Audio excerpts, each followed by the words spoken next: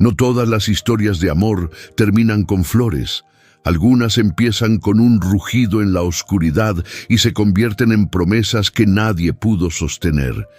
Esta es la historia de un hombre que creyó poder domesticar lo salvaje de un animal que aprendió a querer y también a recordar quién era, y de un pueblo que tuvo que elegir entre la ternura y el temor.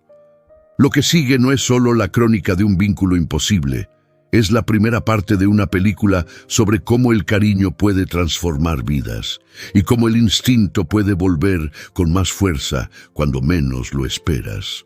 En una llanura de pastizales, donde el horizonte se recorta en dorado al atardecer, Marcos encontraba en la soledad el único idioma que entendía: el trabajo. Viejo guardabosques reconvertido en agricultor, vivía en una casa de adobe al borde del pueblo, sin familia cercana, solo con la rutina y una radio que le hablaba de noticias que ya no le interesaban. Una mañana, después de una noche de tormenta que partió árboles y dejó huellas de barro por todas partes, Marcos descubrió, entre el maleza, un pequeño bulto que gimoteaba. Al acercarse vio ojos grandes, inquietos, y manchas suaves de pelaje que aparecían como lunares en la noche. Era un cachorro de felino, un pantera o un leopardo. Al principio pensó, pero cuando lo tuvo en brazos, supo que había algo de león en su ternura salvaje. No había madre a la vista. Las huellas del claro mostraban pasos de más de una persona. Marcos pensó en los cazadores furtivos de los que la radio hablaba y en la lógica simple de un hombre cansado. Alguien debía cuidar a esa vida. Lo metió en la camioneta, lo llevó a su casa, le limpió las heridas con agua caliente y le dio una servilleta de carne. Lo llamó Simba, sin demasiada ceremonia, porque a veces los nombres salen solos. La primera noche el cachorro lloró, pero enseguida se acurrucó al lado del fuego y Marcos sintió algo que no sentía desde hace años: compañía. Los primeros días fueron torpes y hermosos. Simba aprendió a seguir la voz, a reconocer el silbido que anunciaba la hora de la comida, a acurrucarse en la puerta cuando llovía. Marcos improvisó una cama con sacos de grano y cajas, y a cambio el cachorro le ofrecía una devoción sin condiciones. Lo miraba fijamente, abría la boca en un bostezo y se dejaba tocar.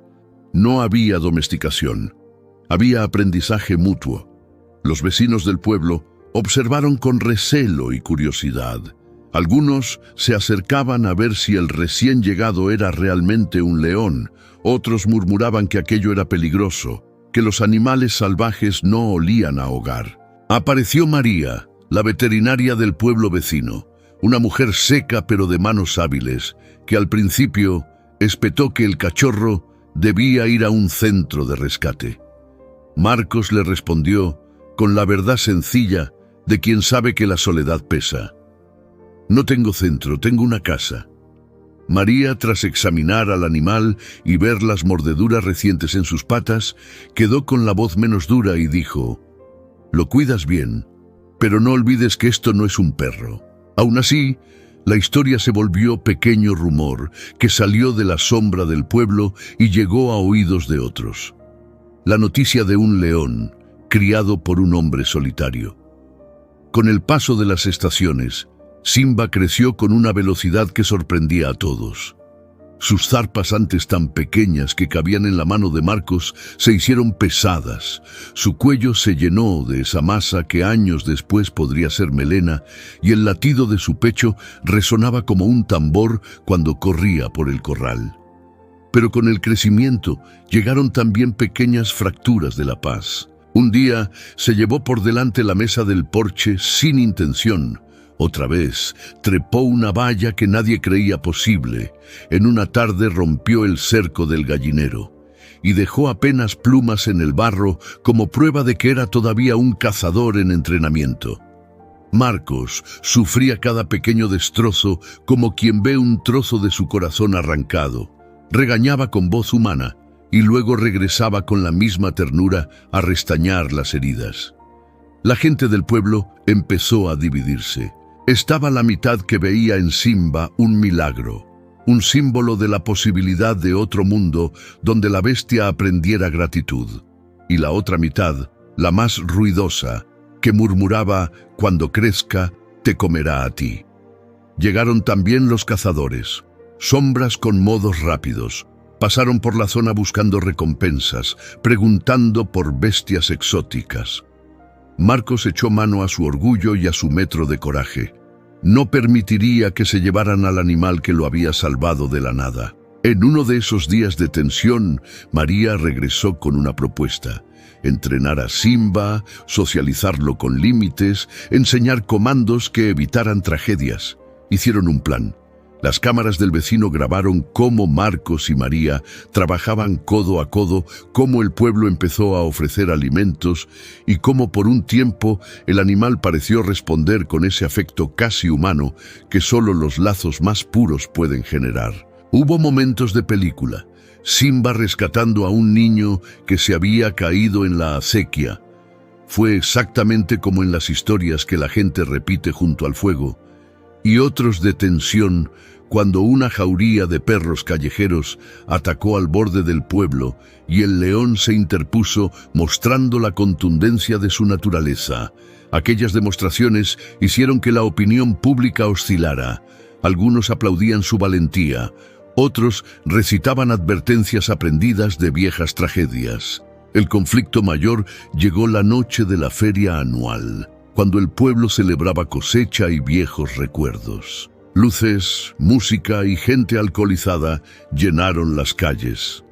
Simba, que hasta entonces había aprendido a evitar las multitudes, se sobresaltó con un cohete y desapareció de su recinto en el preciso momento en que un grupo de curiosos decidió humillarlo, lanzándole objetos en un acto que la furia colectiva disfrazó de diversión. Marcos corrió hacia el ruido con el corazón en la garganta. Lo encontró a la distancia, erguido sobre una loma, mirada dura como un juez. El león rugió tan fuerte que la música se apagó sola. Fue un instante de silencio absoluto. La multitud se multiplicó en gestos, algunos buscando llamar a las autoridades, otros pidiendo a Marcos que calmara a la bestia. Él intentó acercarse con la misma mano que le había dado vida, pero en esa ventana mínima algo cambió en Simba. La mezcla entre la confusión, la humillación y el recuerdo de una naturaleza que no olvida activó un brillo feroz en su ojo. Marcos se mantuvo firme, con las palabras que habían funcionado 1000 veces, pero la tensión había tallado una veta nueva en el animal. Varios en el pueblo recordaron entonces las palabras de la veterinaria: «No es un perro». La historia escaló en semanas, más avisos, más voces en la plaza, peticiones al municipio para que se llevaran a Simba a un santuario o lo sedaran. El hombre se refugió en su casa, enfermo de la fatiga de proteger un amor que la mayoría consideraba peligro.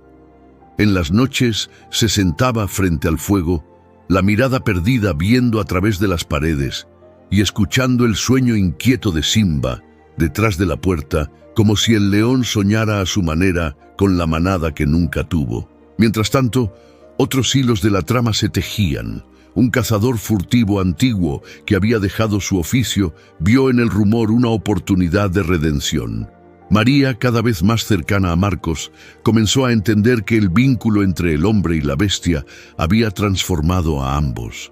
Y un grupo de jóvenes del pueblo, divididos entre la fascinación y el miedo, empezaron a vigilar en secreto, grabando con sus teléfonos los paseos al amanecer. La tensión era una cuerda que podía romperse en cualquier momento, y en esa cuerda la palabra instinto pendía como una campana. Porque el león, por más que aprendiera a amar, llevaba en su sangre el recuerdo de las cacerías, de la falta de lo que su especie necesita. Territorios amplios hembras, manada ese latido profundo que las jaurías entienden sin palabras. Marcos lo sabía en lo hondo, lo sentía cuando Simba olfateaba el viento y se detenía como escuchando un eco antiguo. Así transcurrió el tiempo, y mientras el animal engordaba en presencia, su memoria de depredador se hacía más presente en destellos. Un salto demasiado rápido que derribó a un visitante, una caza nocturna que dejó restos de una liebre en el límite del corral, un terror que se transformó en asombro cuando el león acudió a la llamada humana y en lugar de atacar, lamió la mano que lo alimentó. La ternura y la advertencia, como dos ríos que convergen y amenazan con desbordar. Y entonces, una mañana sin anuncio, ocurrió algo que nadie pudo prever por completo. Un ruido en la cocina, una puerta mal cerrada, un susurro de violencia que fue suficiente para anunciar que la frontera entre lo domesticado y lo salvaje ya no era lo que parecía. El anciano vio como el león, ya adulto y enorme, lamía sus manos con la misma ternura de cachorro y por un segundo sintió que todo había valido la pena. Sin embargo, en el brillo de esos ojos, él percibió también una distancia antigua, algo salvaje que no terminaba de apagarse, y esa noche, mientras cerraba la puerta y dejaba la linterna sobre la mesa, pensó por primera vez en voz alta: «Simba, ¿y si algún día vuelves a ser quien naciste para ser?».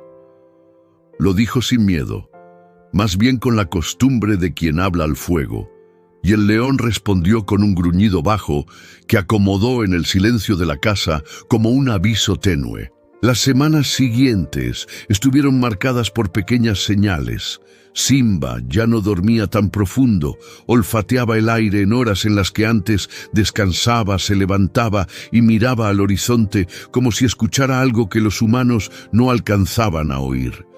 Marcos lo notaba y sentía un frío en el pecho que trataba de disimular con caricias y con las mismas palabras de antes. «Todo bien, hijo», repetía, aunque por dentro sabía que la balanza pendía hacia un lado que ninguno de los dos controlaba. El pueblo, que antes lo miraba con ternura, empezó a observar más con miedo. Algunas personas colocaron cercas más altas. Otras pidieron al municipio que actuara. María vino más seguido. Ella era la única que tenía la mezcla de autoridad y comprensión suficiente para hablarle sin juzgarlo del todo.